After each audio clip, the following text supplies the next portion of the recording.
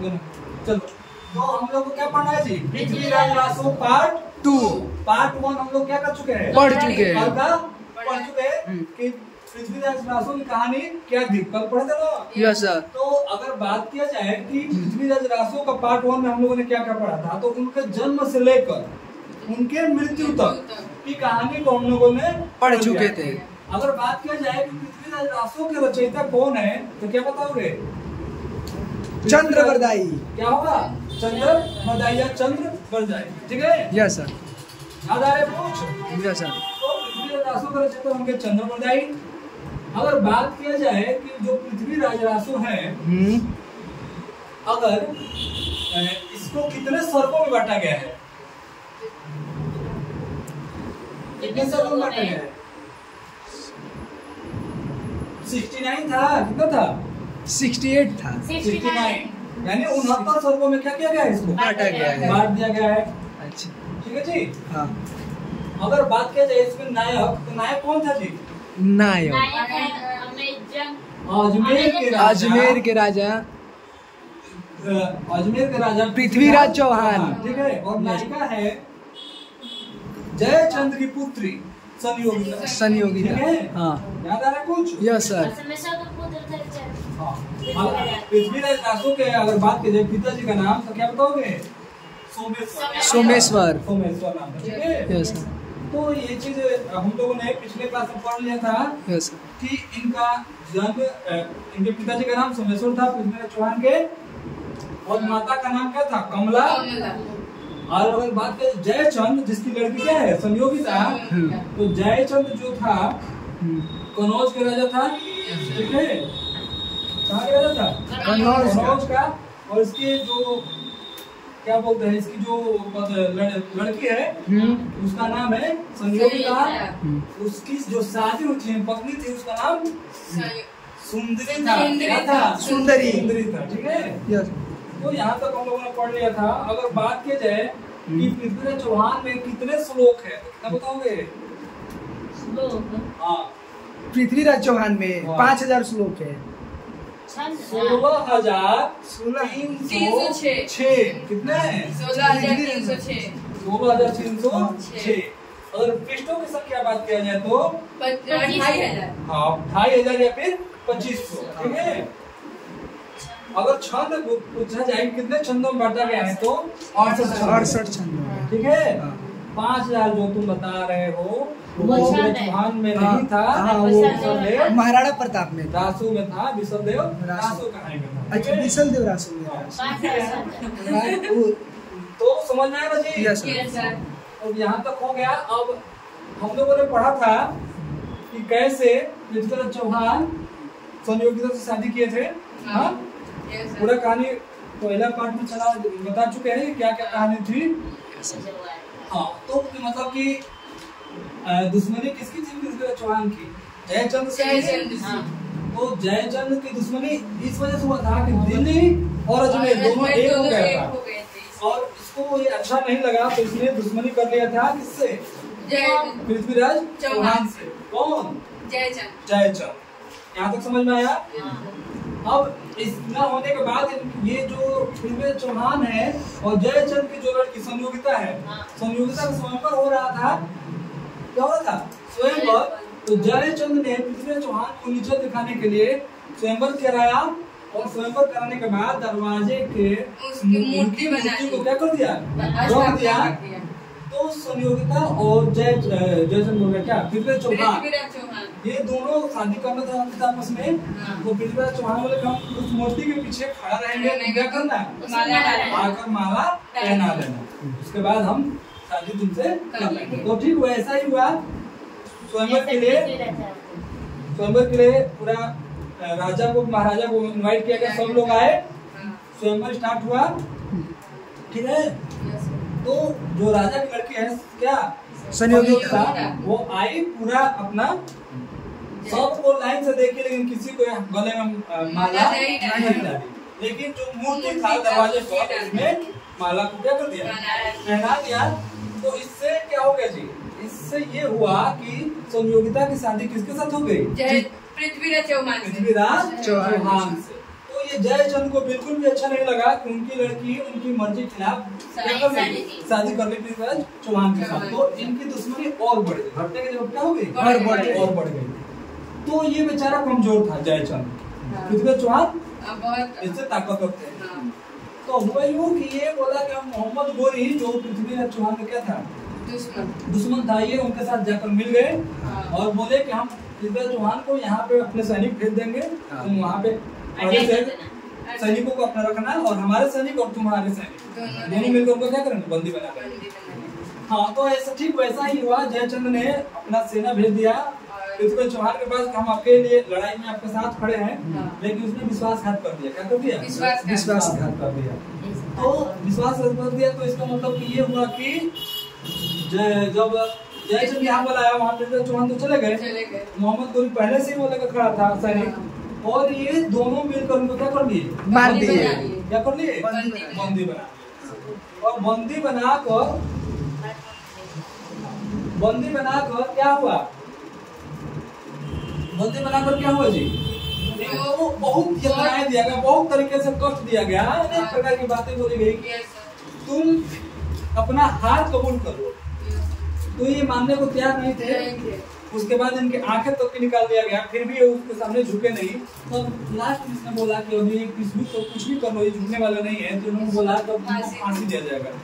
जैसे ही इनके मित्र बचपन के मित्र कौन थे? चंदर बताए।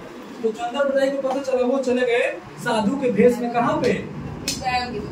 मोहम्मद गोरी के दरबार में। वो बोले कि भाई हम तो जाना चाह रहे थे पहाड़ पे तो करने, लेकिन हमें पता चला कि आपने इनका वो बंदी बनाया है और ये आंख बंद करके क्या करते हैं? बाढ़ चलाते हैं। बोला कि ऐसा है तो लाइव तरीका से नहीं प्रूफ भी करा दिया जाए। सभा बुलाई गई, ये जाकर उनसे मिल गए कि हम तुम्हारे बचपन के दोस्त हैं। उन्होंने क्या बोला था? जैसे बोलेंगे वैसे बस मोहम्मद गोरी से बोला कि जो भी हम बोलेंगे तो 3 बार वही बात दोहराना होगा। जो बात बोलेंगे वो 3 बार दोहराएगा। तीसरा बार में एकदम चला देना निशाना लगाकर, वही होगा मोहम्मद गोरी। ठीक है। तो इन्होंने क्या बोला था? प्रसिद्ध दोहा था। क्या था प्रसिद्ध दोहा? क्या था जिनका? कौन बताएगा?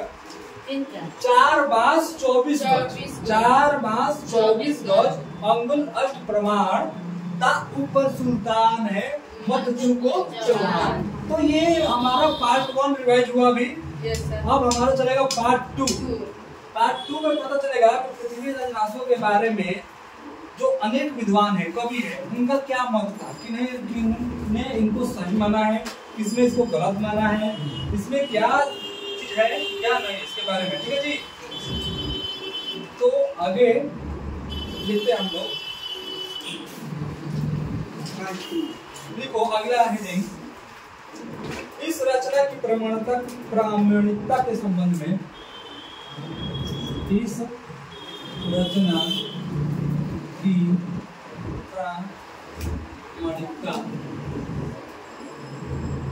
प्रामाणिकता मतलब होता है प्रूफ। क्या होगा जी? प्रूफ के संबंध में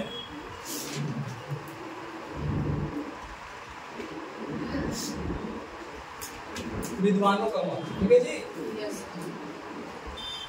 क्या क्या लोगों ने कहा है? तो इसको 3 प्रकार से बांटा गया है। कितने प्रकार से? 3 प्रकार से। एक है अप्रमाणिक। अप्रमाणिक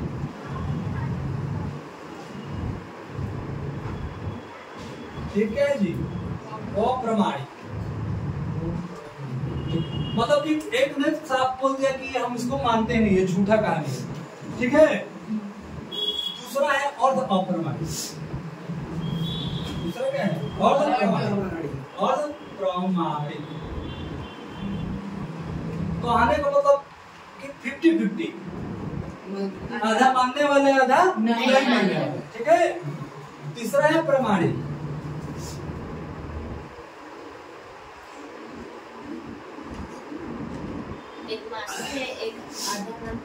एक बिल्कुल नहीं मानने वाले, एक आधा मानने वाले, एक पूरा मानने वाले।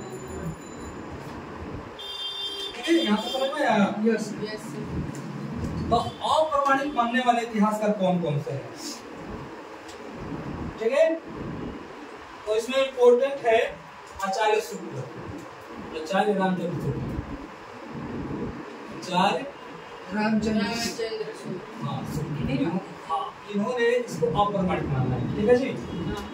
अगला है डॉक्टर वूलर, डॉक्टर वूलर, ठीक है, इसने भी अप्रमाणित माना है।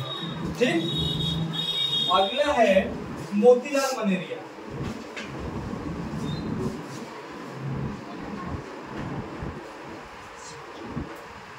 तो इतने लोगों ने क्या किया, इसको अप्रमाणित माना है। अप्रमाणित मतलब कि बहुत सारे लोग हैं लेकिन ये फेमस लोग हैं, तो फेमस का ही क्वेश्चन पूछेगा। हाँ आचार्य शुक्ल क्या है, फेमस है ना, तो इसी वजह से इनको जानना जरूरी है।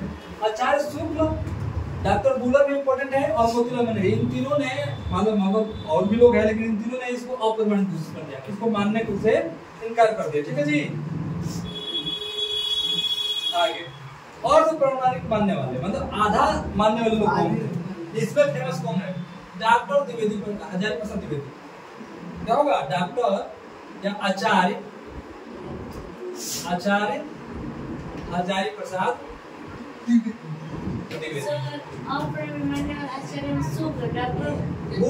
मोतीलाल मनेरिया, ठीक है, कितना मानने वाले हैं और लोग हैं लेकिन ये लोग फेमस लोग हैं। और तो प्रमाणित में आचार्य हजारी प्रसाद द्विवेदी होंगे। ठीक है।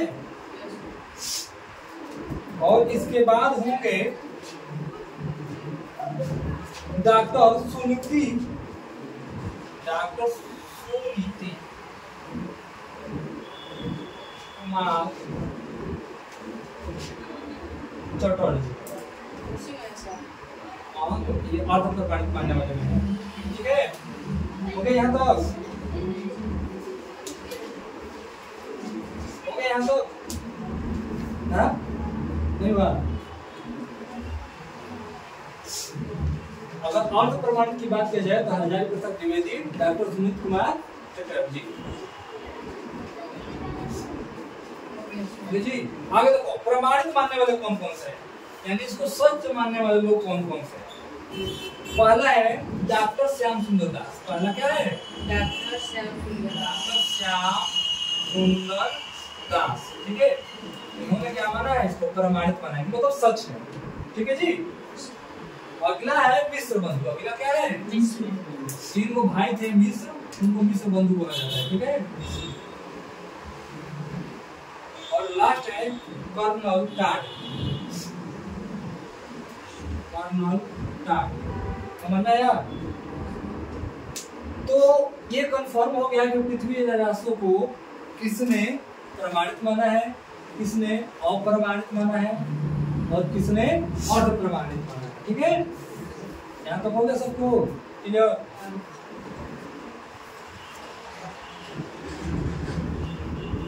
आप क्या मानते हैं?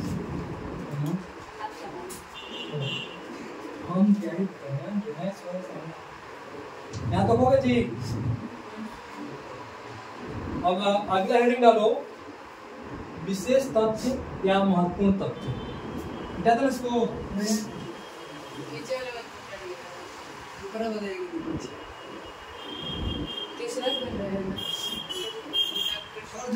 डॉक्टर श्याम सुंदर दास लिखिए। डॉक्टर प्रमाणित मानने वाले में आचार्य हजारी प्रसाद द्विवेदी है, डॉक्टर सुनीति कुमार चटर्जी। आचार्य आचार्य हजारी प्रसाद द्विवेदी और डॉक्टर सुनीति कुमार चटर्जी। हो गया, चलो आगे देखो। अगला हेडिंग डालो, विशेष तथ्य या महत्वपूर्ण तथ्य। डॉक्टर सुनीति सेव करेंगे ना, उतर लेना उसमें से, जल्दी पढ़ाने दो। हो गया यहाँ तक जी। यस। आगे देखो, अगला लिखो महत्वपूर्ण तथ्य। अगला लिखो महत्वपूर्ण तथ्य या विशेष तथ्य। ठीक है जी।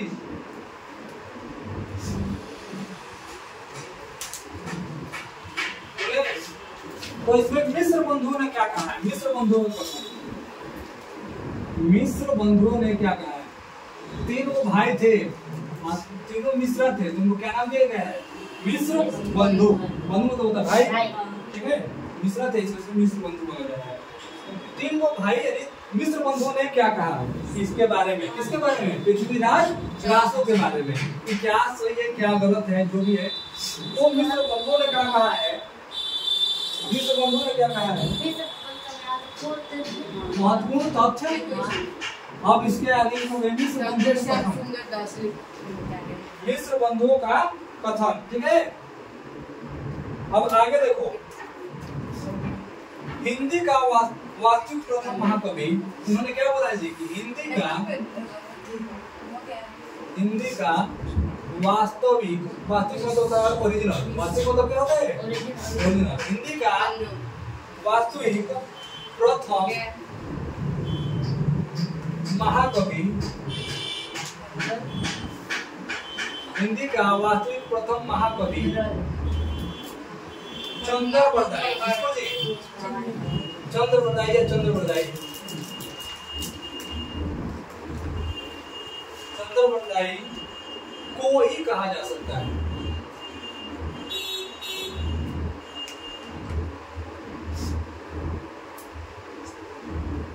तो ये समझना आ रहा है कैसे क्वेश्चन पूछेगा कि पृथ्वीराज रासो के बारे में मिश्र बंधुओं ने कौन सी बातें कही है या कौन सा कथन कहा है, और उसमें यही कथन लिखा रहेगा ऐसे पूछे कि हिंदी का वास्तविक प्रथम महाकवि चंद्रवरदाई को कहा जाता है। ये सिंपल सा क्वेश्चन पूछेगा। अब उसको घुमाना होगा तो कैसे क्वेश्चन पूछेगा कि किसने कहा है कि चंद्रवरदाई जो है वो हिंदी का वास्तविक प्रथम महाकवि है, क्या बताओगे? मिश्र बंधुओं ने, किसने कहा है? मिश्र बंधुओं ने। तो दोनों तरफ से क्वेश्चन पूछा जाता है, सीधा एक घुमा के उल्टा कर दिया जाता है, क्वेश्चन को ही आंसर बना दिया जाता है और आंसर को क्वेश्चन। ये बोर्ड की परीक्षा में आने का संभावना कम है। चलो अगला लिखो। हाँ ये यूपी बोर्ड में इतना नहीं आएगा, बट इस टाइप से बता रहे हैं तुम लोग का आगे चल के समस्या ना हो। बीए में या फिर कोई टीचर की इच्छा हो हिंदी में तो उसको यही सब पढ़ना पड़ेगा, ठीक है। तो लिखो आगे पृथ्वीराज रासो, आगे लिखो पृथ्वीराज रासो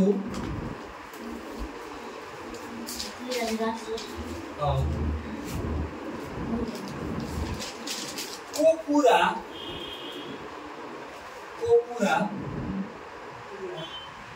कंप्लीट उनके पुत्र यानी पृथ्वीराज चौहान के पुत्र, किसके पुत्र? पृथ्वीराज चौहान के। हाँ उनके पुत्र, तो पुत्र का नाम था कल्हड़। क्या नाम था? कल्हड़,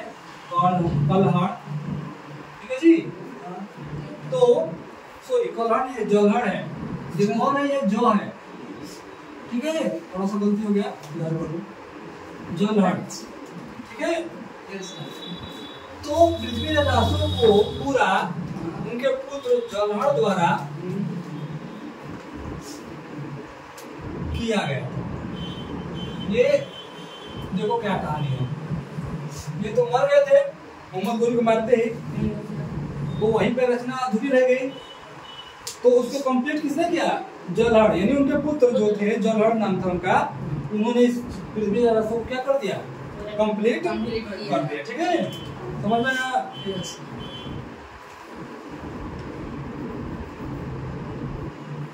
इस संबंध में यानी किस संबंध में? तो क्या पृथ्वीराज रासो में देखो, पृथ्वीराज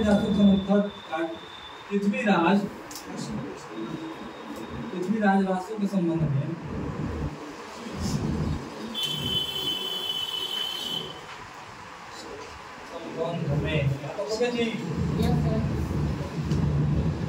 जलहड़ का प्रसिद्ध कथन, जलहड़ का प्रसिद्ध कथन मतलब क्या उसने कहा जो फेमस हो गया, यानी प्रसिद्ध हो गया। उसने कहा चंद्रवरदाई या चंद्रवरदाई, ठीक है।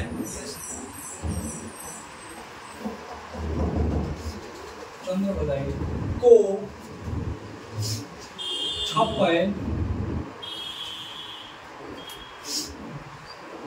छपयो, अगर एक होगा तो छपे, एक से बहुत ज्यादा होंगे तो बहुवचन हो जाएगा ना, तो छपयो हो जाएगा। छपयो का राजा, मतलब इनको छपे जो छन था ना इतना किया था कि इसमें उनको महारत था, इसी वजह से क्या कहा गया, छपयो के राजा, ठीक है, कहा जाता है। वो छपे छंद जो था इनका फेवरेट था, ठीक।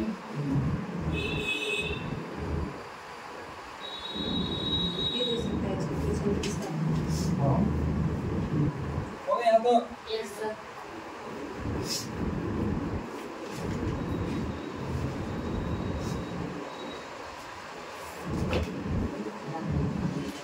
तो देखो ध्यान से समझो, हम लोग का जो पृथ्वीराज रासो साहित्य जो चल रहा है उसमें पृथ्वीराज चौहान पे है, हम लोग दो गो रासो पढ़ लिए हैं, कुमार रासो, विष्णुदेव रासो, तीसरा क्या था ये पृथ्वीराज। तो पृथ्वीराज रासो लगभग कंप्लीट हो चुका है, क्या हो गया, कंप्लीट हो चुका है। अब इसके आगे हम लोग को क्या पढ़ना होगा, परमाल रासो, ठीक है। तो परमाल रासो की कहानी भी बहुत मस्त है, ठीक है जी। तो कहानी के साथ पढ़ना है कि नहीं पढ़ना है, पढ़ना है ना। तो कहानी के साथ ही चलेगा परमाल रासो, जिसका रचयिता है जगनित। इसमें अल्लाह और उदल की कहानी आएगा। अल्लाह और उदल दो भाई थे, थोड़ा सा बस बता दे रहे क्या कहानी है उसका। दो भाई थे, बचपन में उनके पिताजी को किसी ने उनके राज्य से निकाल कर उनके गर्दन को काट कर क्या कर दिया, टांग दिया गया था पेड़ पे। उसी का बदला लेने के लिए लोग जब बड़े हुए अल्लाह उदल ने, तो उन्होंने भी वहाँ वो राज्य में जाकर क्या कर लिया, चढ़ाई किया और राज्य को जीत कर उन लोगों को वैसे ही कर दिया था, काट के टांग दिया था। ताकि मतलब ये है अल्लाह और उदल की कहानी, और इसको हम डिटेल में पढ़ेंगे कल, ठीक है। अगर फिर से एक बार रिवाइज कर लेते हैं हम लोग रासो साहित्य का स्टार्टिंग से, इनका था कैसे था, ठीक है। अगर बात किया जाए रासो साहित्य का, तो रासो साहित्य कौन से काल में लिखा गया है, ये आदिकाल में लिखा गया, इतना तो कंफर्म है सबको, आदिकाल में लिखा गया है। और रासो साहित्य में कितने साहित्य का वर्णन किया गया है, 7 गो साहित्य का वर्णन किया गया है। विष्णुदेव रासो, पृथ्वीराज रासो, कुमार रासो, ओके, अमीर रासो, विजयपाल रासो और रणमल छंद। एक बार फिर से सुन लो, कुमार रासो, विष्णुदेव रासो, फिर से पृथ्वीराज रासो, परमाल रासो, फिर से तुम्हारा है विजयपाल रासो, अमीर रासो, रणमल छंद। तो सबके अलग अलग लिखने वाले कवि है, कहानी अलग अलग है, लिखने वाले कवि भी अलग अलग। अगर कुमार रासो की बात की जाए तो कुमार रासो की रचना किसने किया था, दलपति विजय। इसमें वीर रस की प्रदान करती, कौन सी रस की, वीर रस। विष्णुदेव रासो की अगर बात किया जाए तो विष्णुदेव रासो का रचना वाले कौन थे, दलपति नाल। अगर बात किया जाए परमाल रासो तो इसके रचनाकार कौन है, जगनित है। अगर पृथ्वीराज रासो की बात किया जाए तो चंद्र बरदाई है। अगर बात किया जाए अमीर रासो तो इसके कौन होंगे, सारंगधर। कौन होंगे, सारंगधर। अगला है विजयपाल रासो, विजयपाल रासो का नल सिंह। और लास्ट है रणमल छंद, इसके कौन है, श्रीधर। अगर पूछा जाए हिंदी के पहले महाकवि कौन है तो क्या बताओगे, महाकवि चंद्र बरदाई महाकवि है। अगर पूछे कि महाकाव्य कौन है हिंदी का पहले, पृथ्वीराज रासो। तो हम लोग रासो साहित्य में भी 3 गो रासो साहित्य कर लिए और तीनों के तीनों क्या हो गया, कंप्लीट हो गया। अब हम लोग का चलेगा परमाल रासो, ठीक है। तो आगे अब इसके बाद मिलेंगे।